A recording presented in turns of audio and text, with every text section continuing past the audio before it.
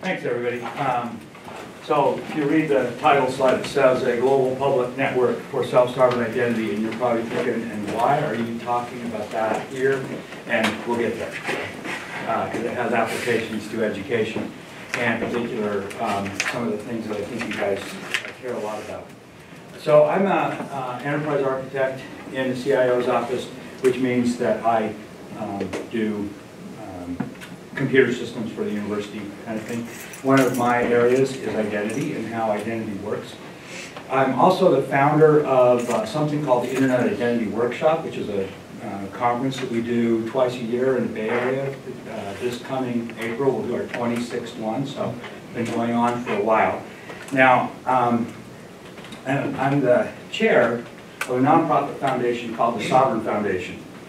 And the Sovereign Foundation is building this global public decentralized identity network, or an identity utility. And today I want to speak about self-sovereign identity and its relationship to trust and why that has an impact on education technology and how we manage some of the educational technology, both at the university and around the world.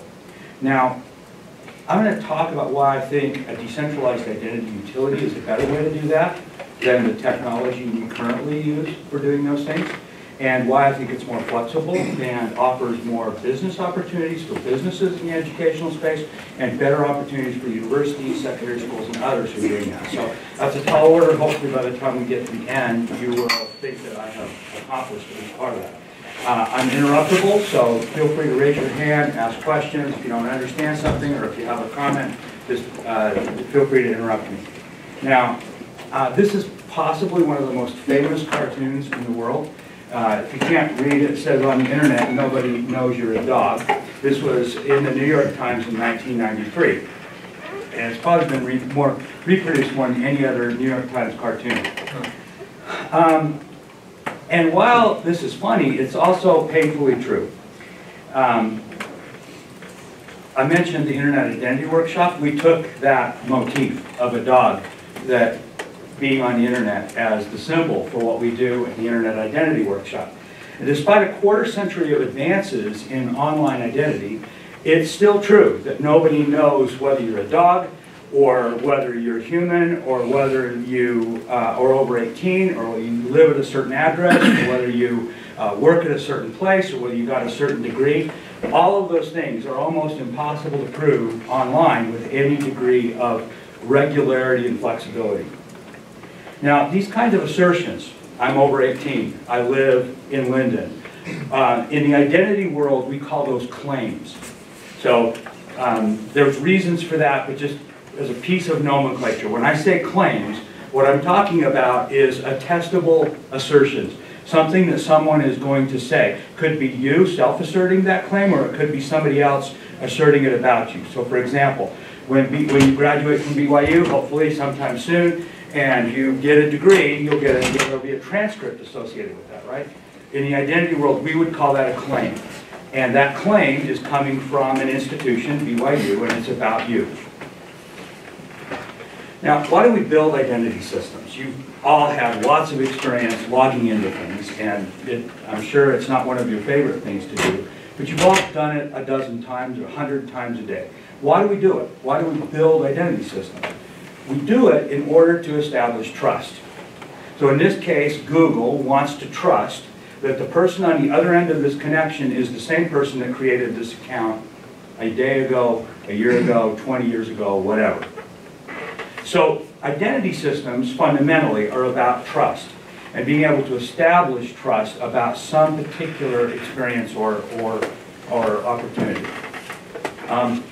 Now, trust is this thing that we kind of take for granted. It's all around us. We trust people. We don't trust them.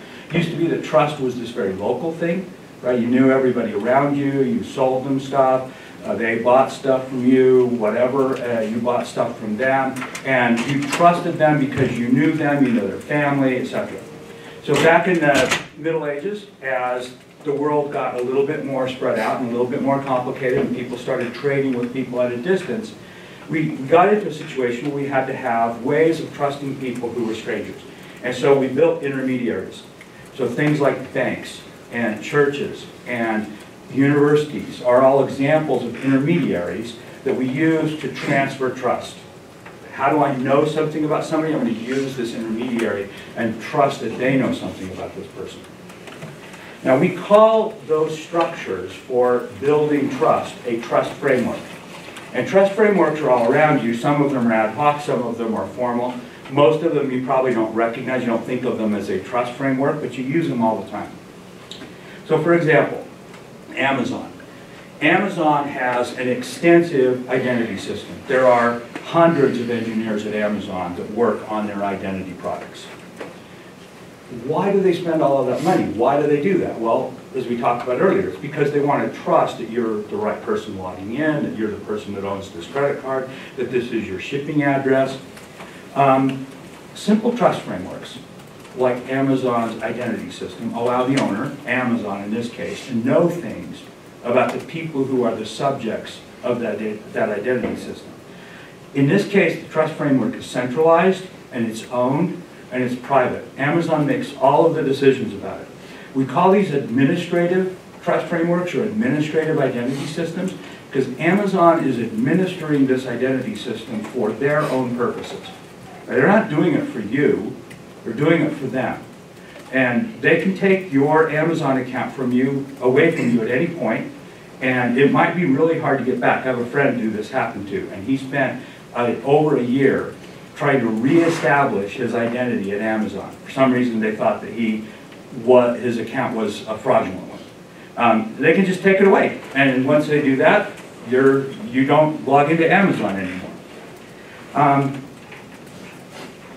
So those kind of trust frameworks are used for establishing trust within a specific domain, Amazon in that case. Now, we also have trust frameworks that try and transfer trust across domains. So you've all got credit cards or debit cards, I assume, and when you use a credit card, think about the magic of this. I was in London not too long ago. I walk into a merchant. They not only don't bank with my bank, they don't even bank with a bank that's in the same country that I'm in. And I hand them a credit card, and they do some stuff, and they have complete confidence that at the end of the day, they'll get their 29 pounds or whatever it is that I spent. Why does that work? Well, it works because I have a legal agreement with my bank, and my bank has a legal agreement with Visa and other people. I've simplified this. There's a lot more players in this ecosystem, but they have a legal agreement with Visa. And the merchant has a legal agreement with their bank, and they have a legal agreement with Visa. And because of that umbrella of legal agreements, along with some processes, a lot of business processes, and some technological systems that are placed in there. So we call those things the BLT sandwich of trust frameworks: business processes, legal frameworks, and technology. All right, so just think BLT sandwich. Every trust framework has those kinds of things in it.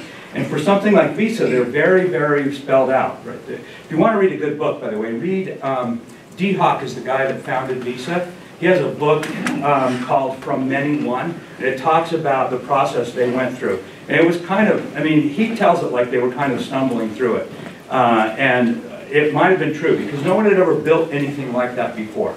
But there are trust frameworks like this all over. Some of them are simpler. So for example, when you use Airbnb, or Uber, or Lyft, or something like that, that company is establishing trust between two different people.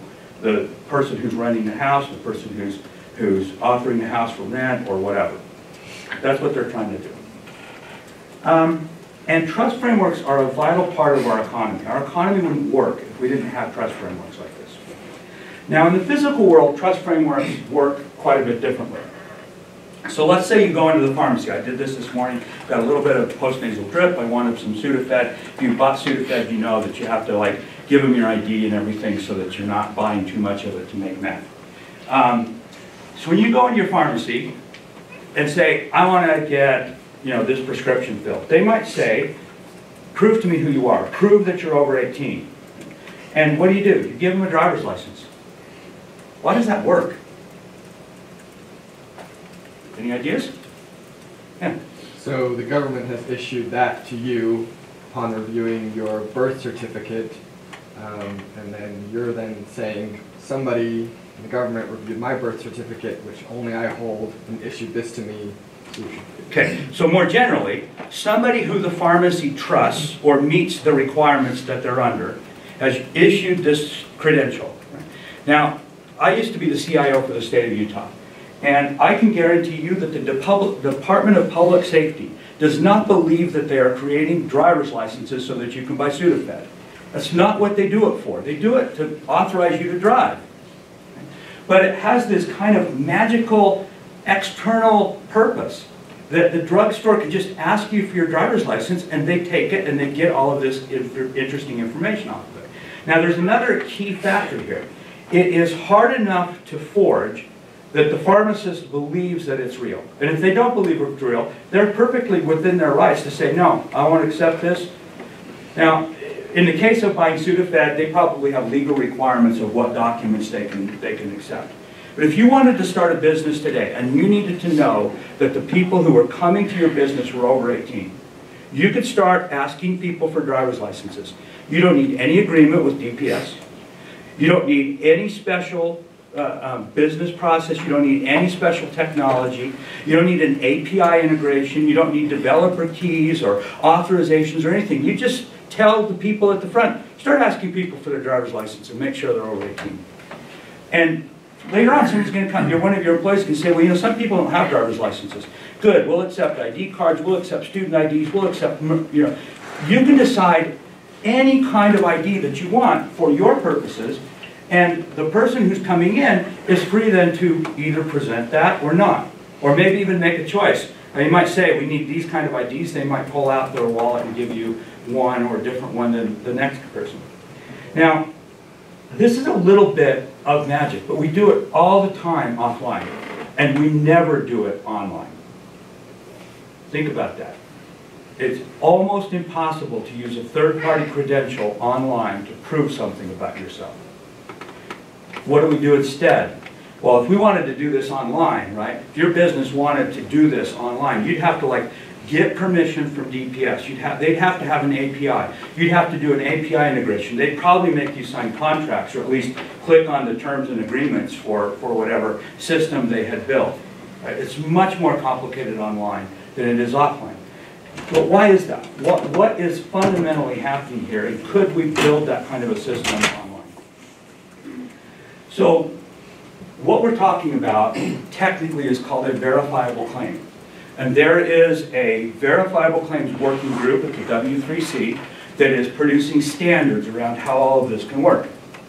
So the way a verifiable claim works is, let's say that BYU issues an ID to me and says, here is a verifiable claim. Now, it might be different than my faculty ID. It might say, for example, who I am, you know, what my salary is. It could have all kinds of information in that claim. Now, let's say that I go to my bank, and my bank says, oh, you want a loan? Good, we need you to prove that you're employed. Now, keep in mind, they didn't ask what my salary is. They didn't ask where I work. They just need to prove that I'm employed. So I can give this verifiable claim to the bank, and they can validate that the claim hasn't been tampered with, that it says what they need it to say, and that it's about me, and that it came from BYU without any kind of integration between the bank and BYU. So no integration, no agreements, no legal documents, nothing. They just say, oh, do you have a claim from your employer? And I say yes. And then I can now prove to my bank that I'm employed by BYU. These kind of claims, verifiable claims, can be used in ad hoc situations exactly the way the third-party credentials can in the offline world. So if you have a wallet, right, a digital wallet, how many of you have used a password manager, like 1Password or LastPass or something like that? Everybody who didn't raise their hand, shame on you. Go download it today and start using it.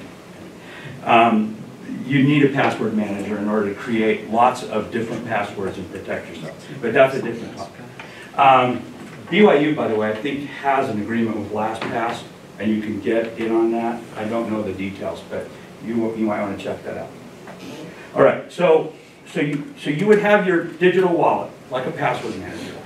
but with claims in it. And when you went to your bank, they'd say, oh, we need a claim, and you would provide them with this claim.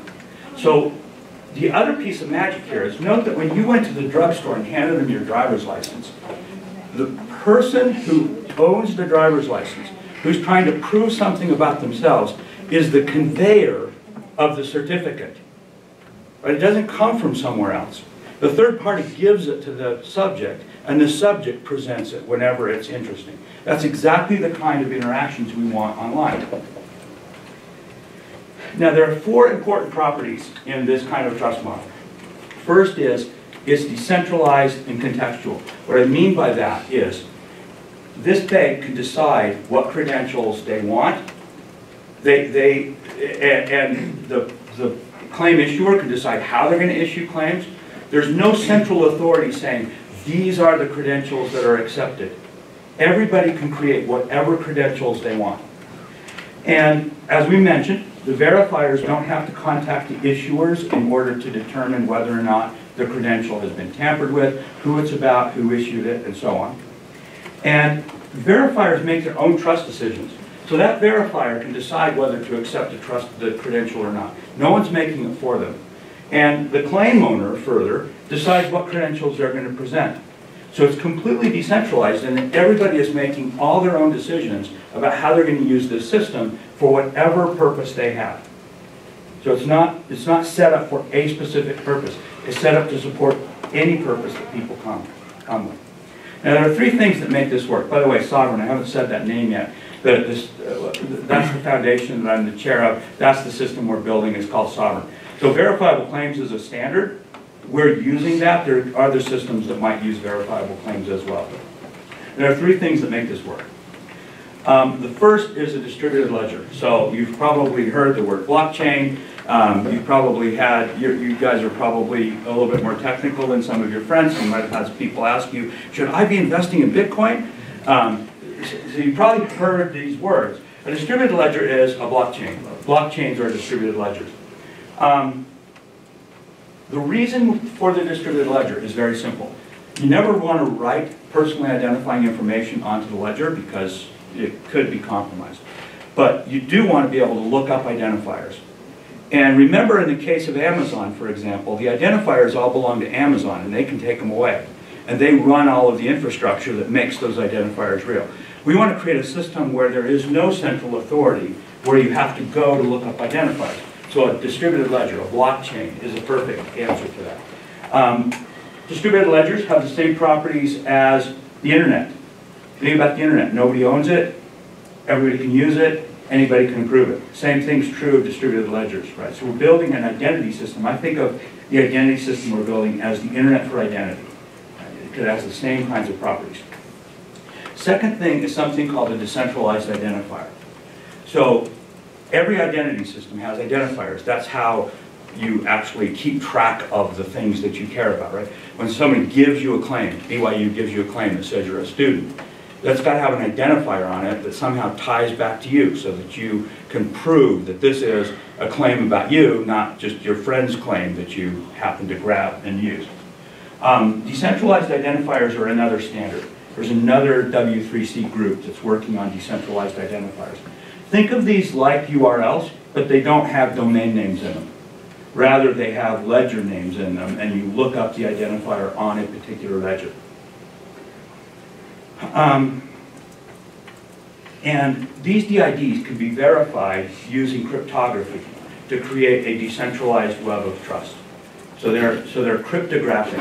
So every DID that gets issued has an associated public and private key pair. If you're familiar with cryptography at all, you'll know that this asymmetric public-private key pair is something that's been around for a long time, but it's been very difficult to use. This distributed ledger makes the cryptography easier for normal people to use. Third thing is these verifiable claims we've been talking about. This idea that we can have third parties make a claim about you or somebody else, and then you can convey that to some verifier who can use it to make a determination about whether they trust you or not. Now, at the very start, the title said self-sovereign identity. Let's talk a minute about sovereignty and what that means. So this is a painting probably not made from the photograph of a treaty that was signed in 1648. It's called the Treaty of Westphalia. And the Treaty of Westphalia ended several different European wars that basically we call the 30 Years' War. And what the Treaty of Westphalia established was the idea of borders and territorial sovereignty for states. And the idea that a state has a certain territory. If you think about what territory means for a state, country, it means that within those borders, the state has complete control. So the way we talk about it politically is the state has a monopoly on violence within their border. They don't let anybody but the state take violent actions, like police actions. So inside your border, a violent action is called a police action. Outside of your border, it's called war. So the border defines where violence is a police action and where it's war. Now, when we're building a self-sovereign identity system, we're not concerned with war or violence, but we are concerned with borders. We're concerned with the border that says what is under your control and what are the things you have to make agreements with other people about. So if you think about this claim, what claims you carry, what claims you use, how you present them are all completely within your control. But whether or not BYU says you have a degree is under their control, right? You can't make BYU say you have a degree. They have requirements, and you have to fulfill those. So BYU gets to choose what it does, you get to choose what you do, and sovereignty is about the borders or the boundaries between those things and who gets to control. Now, the reason we talk about self-sovereign identity is in contrast to these identity systems like the one from Amazon that I talked about earlier. An Amazon system is not sovereign, it's not self-sovereign, it's administrative. They administer it for their purposes. They give you an identifier for whatever purpose they have. You have almost no control. You do whatever Amazon says you can do with that identity system. In a self-sovereign identity system, you make decisions about how you're going to use your identity. Now, one of the things that is important to talk about with a self-sovereign identity system is privacy. Because if you think about what I just said, I said you get control over how your information is used. Well, if you don't have privacy, you don't have control.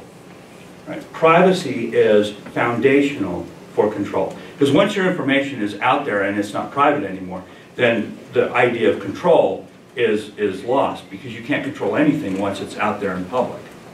So privacy is very important to this. So there are a couple of features that this system has in order to protect privacy. How many of you have ever called up your bank and talked to the customer service rep? What kind of questions do they ask you to make sure it's you? First name, Social Security. Social Security number. Sometimes they'll ask you a personal question. Personal question. All of these, by the way, are now public because of the Equifax hack. So all of that information is now outside of your control. So one of the things, and one of the reasons why that's dangerous, the reason Equifax happened is because of the idea of universal identifiers. Social Security number is a universal identifier. You use it everywhere. And of course, once you use it, your bank and some other bank can get together and talk about you behind your back because they can correlate information about you. So these are called correlatable identifiers. So one of the features of sovereign, which makes it more private, is non-correlatable identifiers. These DIDs that I talked about, they're really cheap, and so you make a new one for every relationship that you have. Now, if your bank and your employer want to talk about you, you're the only person who can correlate the two identifiers that you gave them. I mentioned briefly that personally identifying information is never written to the ledger. There are all kinds of possible cryptographic breakthroughs and other things that might make even encrypted data that's written in a public place visible and available to others. So you never want to write personally identifying information to the ledger. The third thing is a little bit of a technical idea that has very important implications. So remember earlier I said that BYU is going to give me a claim, and then I'm going to give that claim to my bank in order to prove that I'm employed by BYU. That's not strictly true. I don't want to give them the whole claim, because that claim might have all kinds of information about it. The claim might have, health information that BYU knows about me. It might have my salary. It might have all kinds of things. Let's say that the bank just wants to know that I'm employed and make over a certain amount as a salary. What I want to prove to my bank is just that fact. I'm employed and I make at least this much. My salary might be much bigger than that, but they don't need to know that. They just need to know that I make a certain amount. So the way we do that is we create a proof from the claim. Technically, this is called a zero-knowledge proof, which sounds a little bit like an oxymoron, but it's not. It's a cryptographic technique that allows you to take one of these claims and prove things about it so that the verifier can know that they're true without actually having seen all of the evidence. Think about it kind of like that you might, say the bank and you both trusted someone. You might give your claim to that trusted third party, and they might tell the bank, yeah, he makes over this amount. And as long as the bank believes them and trusts them, that's okay. Instead of the trusted friend, we have cryptography to stand in. And so that's the third feature that makes this much more private, because now you're not just throwing your personal information out there, you're actually ensuring that only the information that the bank needs ever goes to the bank. Furthermore, you're not telling the bank the identifier that BYU knows you as.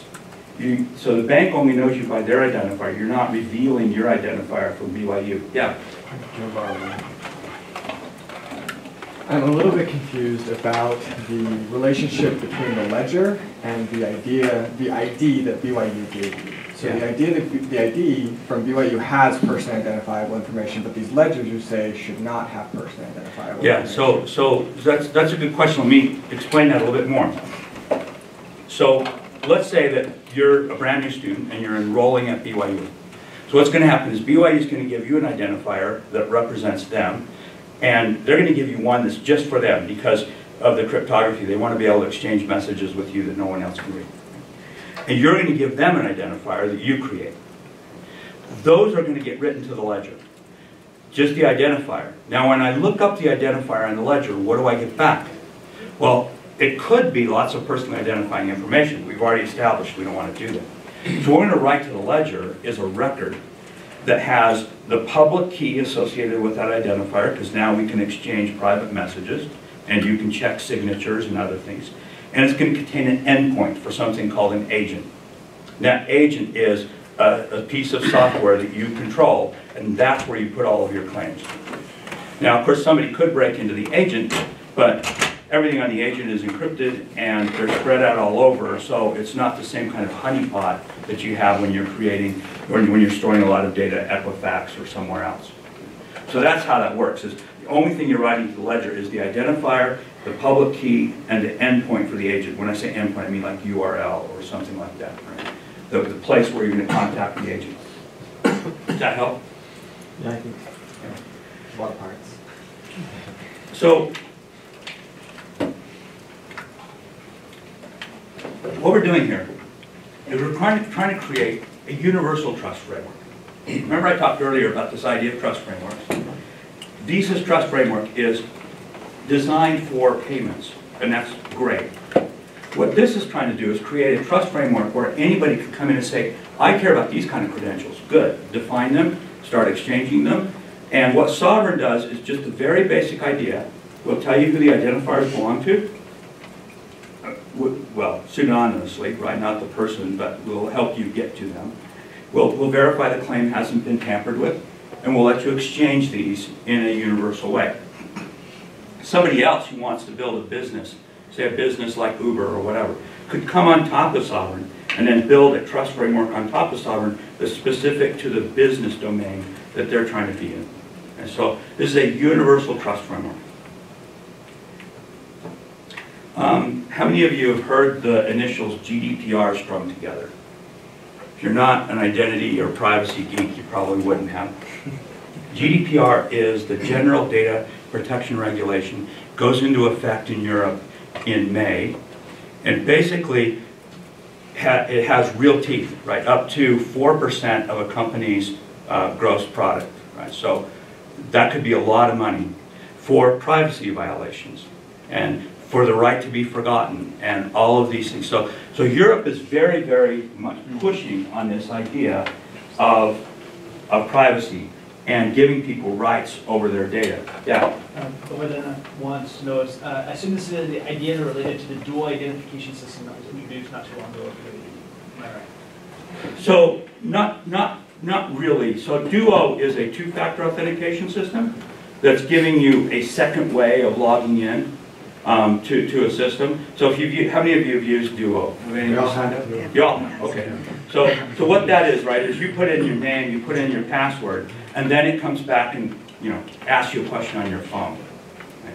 So it's possible that somebody like Duo could incorporate this into their product, but they're not really related.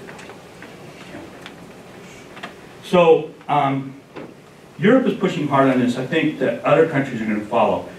One of the big, one of the safe harbors that people have, companies have, universities have, in GDPR is consent. So knowing that the person gave you consent. And so the system has to be able to automatically record what claims were exchanged and how that consent was received and by who and what was promised in return. So this is applicable to BYU, particularly for the Pathway program, which I'll talk a little bit more later. But the idea, we're going to have students all over the world. Some of those students will be subject to regulations like GDPR. So it's not simply, it's not enough for us to just say, oh, we're a U.S. institution. We actually have to comply with these kinds of things all the time. So let's talk about education and how this can apply to education. So this is a picture actually of fake credentials, many of them from universities in China. So there are lots of places, not just in China, but China has a real problem with it, where you can go get a fake degree. As a matter of fact, I'm gonna say this, and I may have some of the details wrong, so check it online before you quote it to other people. But like the president of Microsoft in China was found to have a fake PhD, one that he essentially just purchased from one of these diploma mills. And this is an actual picture of somebody doing that. And it can be a problem anywhere, right? So how do we know about these credentials and whether they're real or not? Now, I showed you this picture before. Right? Just like BYU could issue a claim that I'm an employee, they could also issue transcripts as claims and be able to, those claims would be validated. You'd actually prove someone online that you had a degree from BYU. But of course, it doesn't have to be a whole transcript. You could prove that you took a certain class or a certain set of classes. I'm sure, being IP&T, you guys are all familiar with like open badges. So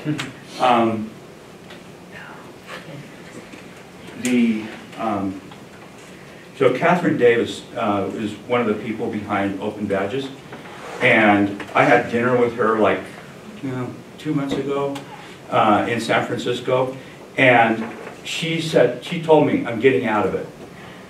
And the reason she was getting out of it is because when you issue a badge to someone, and they show it to someone else, how do they prove that it's a real badge?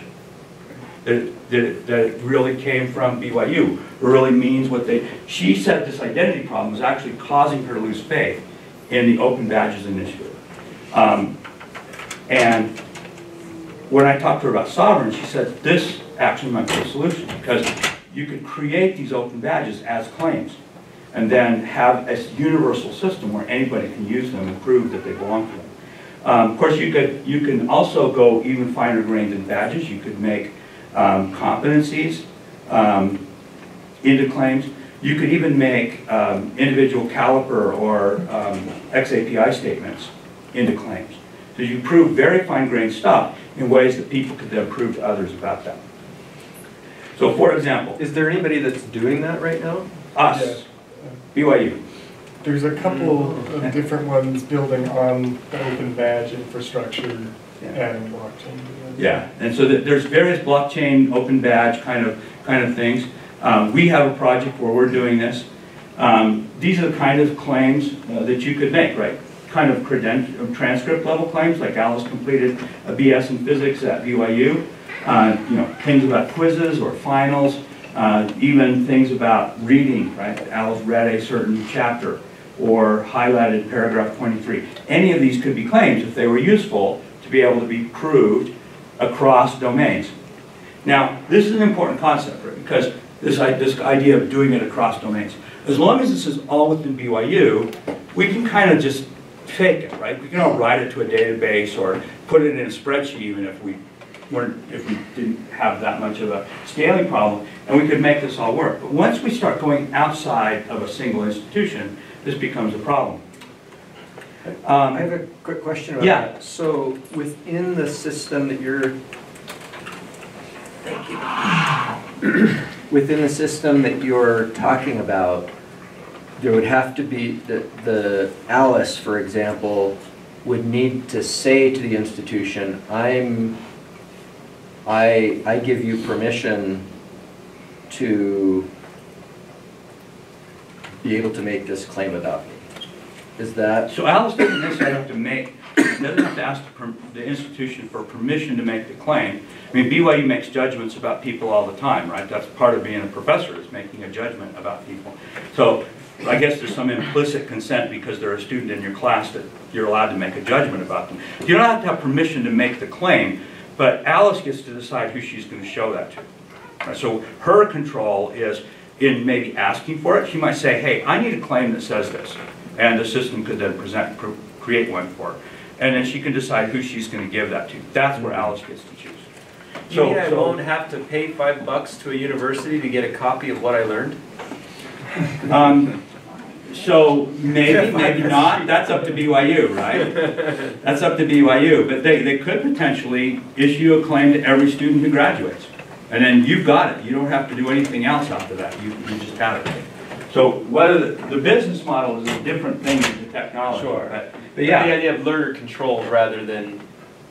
That's right. Yeah. That's right. So learner-centric systems rather than university or teacher-centric. So just one other clarifying Yeah. matter. So when you make a claim, or when an entity makes a claim where the identity of someone's involved, the person who owns that claim then, who owns the claim? Because if only the student can share the claim, then the student really owns the claim, right? But the institution still has the identity information for the student.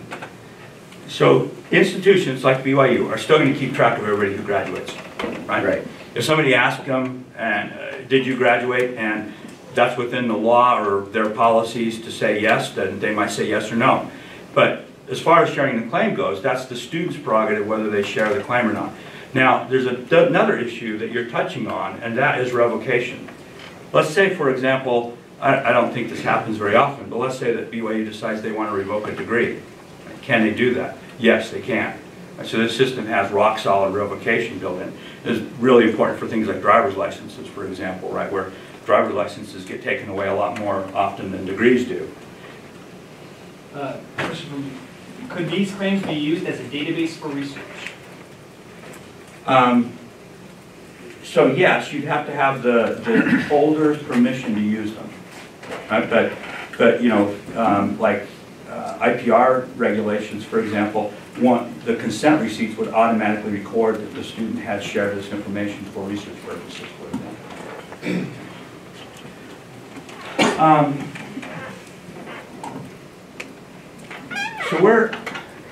So one of the places where this makes the most sense is when you have cross-institutional interactions. So I'm sure most of you are familiar with the idea of BYU Pathway and Pathway Worldwide, and the idea that Pathway Worldwide is going to offer online education to students around the world, mostly members of the church, and that right now that's being done mostly by BYU Pathway Worldwide in cooperation with BYU Idaho. But the vision is that students might be able to take courses from lots of different places, even places outside of the church educational system, like a Microsoft certification or Arizona State or someplace like that. And now you've got a problem of you've got lots of different institutions. So when a student says, oh, I have this bookkeeping certificate, it might be made up of courses from 3 different institutions. Now, you could imagine that this could be a technological nightmare of integrating lots of different systems and APIs and so on. But think about how it might work in a system that has these kind of verifiable claims. Student goes to BYU Pathway Worldwide and they sign up. Pathway Worldwide says, oh, you need to take Bookkeeping 101. And you can take it from any of these 5 institutions. This is far in the future. This is not this year. Right? You can take it from any one of these 5 institutions. So you pick, right? And you go, maybe there's one that's near you, so you go to that one. Or maybe you have already taken classes from another institution. You like them, so you take that. What happens at the end is that institution gives them a claim that says they completed Bookkeeping 101. Now when they sign up for Bookkeeping 102, they might also be able to take that from many different institutions. And as long as they can prove to the second institution that they got Bookkeeping 101 completed successfully, that they have a claim, they can prove it, doesn't really matter which one they go to. They might choose, they might change institutions. So the idea is being able to put together programs. Now, BYU Pathway Worldwide is still going to be saying, this is our program. These are the classes you have to take. These are the acceptable versions of those classes. Here are the objectives we want from these courses, and we need in order to have this kind of grade in order to know that the student met those objectives. So BYU Pathway Worldwide is still completely in control of the program and how they put it together. But the student might be making choices about where they take classes and how they actually meet those requirements in order to prove to BYU Pathway Worldwide that they now deserve a Bookkeeping 101 certificate, or a bookkeeping certificate, Bookkeeping 101. So this picture is kind of a pilot that we're doing. So we imagine this thing called a student agent. The student agent is the student's personal software system. It might be run by an institution, but the institution doesn't own the data that's in it. The student is in control of it. It contains a learning record store, profile information, probably has an API manager, and it has something that allows it to talk to this identity system that we've been discussing. So BYU, for example, is also going to have an agent that it uses in order to create claims and so on. And Canvas and other systems might be issuing XAPI statements. And now this XAPI statement is going to show up in the student's learning record store. And the student might say, hey, I need to prove that I completed this course, which would be an XAPI statement or a caliper statement and if you're using that system. And they would request the claim, and BYU could provide the claim because they could validate from their own systems that, yeah, the student really did take that course and they got a B or whatever. Now the student has these claims. Those, of course, are being recorded in the ledger. And they're able to make assertions about what they do. So now they come to a relying party. That relying party could be BYU Pathway Worldwide, it could be BYU Idaho, it could be an employer, it could be anybody who wants to know that the student completed that course. And they're going to say, prove that you took CS 462, which is the course I teach. And then their agent is going to ask them, hey, do you want to prove this to that party? They're going to say yes, and then the proof's going to go. And they can validate that against the ledger, make sure that all the identifiers are correct, that it is not forged, that it hasn't been revoked, all of the things that you want to know about that proof. So we've got some people working on this right now, playing with LRSs, playing with proofs, hooking them into some of the test systems that we have at the university in order to see if we can make this system work. And when we make a system like this work, now something like BYU Pathway Worldwide becomes much more flexible. Because rather than having to imagine that it only talks to the institutions that you have formal technical integrations with APIs and other things, it all goes out the window. Because now, as long as everybody understands how claims work, you can make this work without those kind of integrations. So there's a lot of other use cases. that I won't go into detail with, but obviously you want to be able to log in with it. If you can't log in with it, you know, what's an identity system for? Healthcare. We have partners in healthcare who are using it, for example, to prove credentials about healthcare workers in the UK.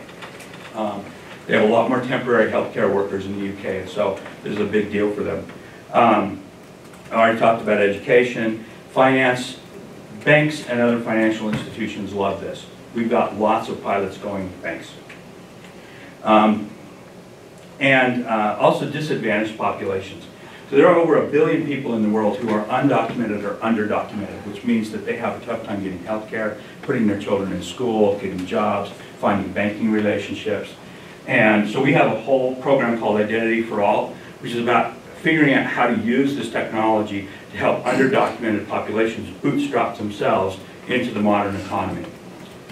We have a partner called iRespond who's using this for vaccinations in Southeast Asia. Right? So, summary. Right?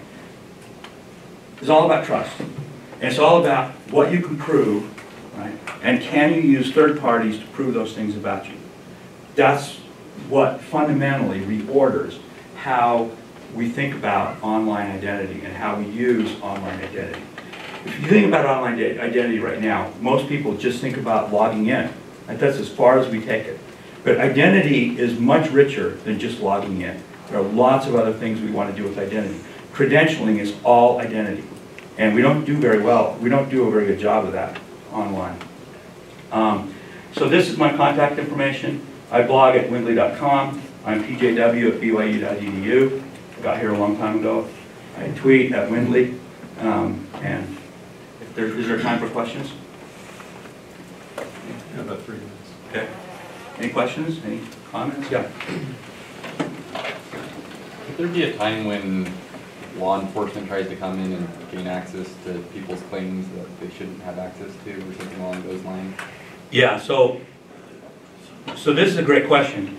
So all of the stuff that's in the agent is encrypted. So without the person actually unlocking it, it would be hard for that to happen. No third party can actually access that data and give it away. So the claims are all encrypted. And the other thing is that we're running this system with organizations we call stewards, and one of our principles is geographic industry diversity, so that we're spread around the world, so that we don't have a concentration in any one country, so that no one country can come in and say, we're going to pass a law that says you have to work like this. We just take the stewards out of that country, keep working in other countries around the world. So, you know, I know this is a controversial subject because obviously there's a law and order aspect to this, but my personal belief is that encryption backdoors they mean there's no encryption, because you can't control who has access to that backdoor. There's no way you can create a backdoor that's only going to be used by law enforcement. So I think we just have to buckle down as a society and say we're going to live with encryption because it's the only way we can operate in the digital world. Other questions? Yeah. So I get my BYU blockchain-based credential. I go to an employer. I say, hey, I have this credential. What's the envisioned user experience on their end to then verify that? That was Yeah. So in this scenario, right? You already have a relationship with BYU. You already have a relationship with your bank. There's obviously an enrollment process, which I won't go into because we probably don't have time. But assume we've already enrolled and we already have an agreement. What's going to happen is they're just going to say, oh, we need to know you're employed. They're actually going to know your identifier from your account. They'll just ask your agent, like this picture I had up here. They'll